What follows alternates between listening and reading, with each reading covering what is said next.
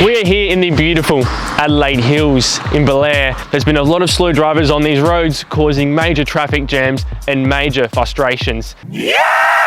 Why are drivers slower in general? Well, you may or may not know, but here in Australia we have major Hoon law revamps. A lot of people are assuming that if they go 62 k's an hour in a 60 zone, you're going to lose your license.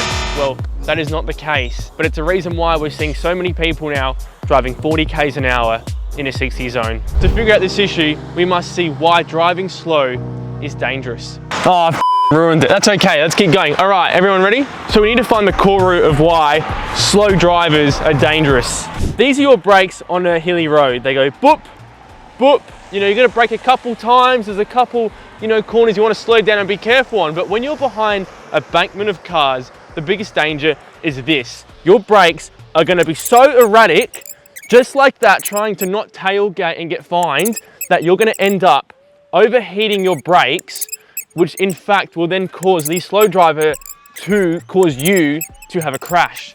As you can see from our normal brake marker compared to our erratic one, because you had to constantly brake behind the slow driver, there's a lot of danger to this. You're actually at more risk of having an accident if you're going slow than you are going fast with the drivers behind you. Your brakes should not be constantly doing this. You want to be clean and consistent on the roads. You want to be careful, up, down, but by maintaining the correct speed. The roads are just like racing. You need to be smooth, calm, and relaxed. And unfortunately, when you're too nervous because your lack of knowledge on these Adelaide Hill roads, you then cause more accidents. On roads like Upper Sturt, as discussed, the speed limit is now 60 k's an hour, when it used to be 110 k's an hour.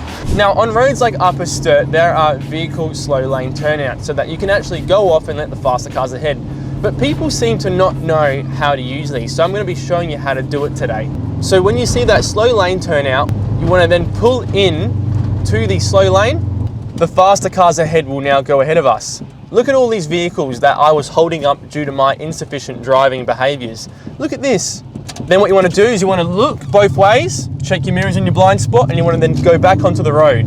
What you've now done is you've cleared the traffic flow, and the more confident drivers have now gone ahead of you.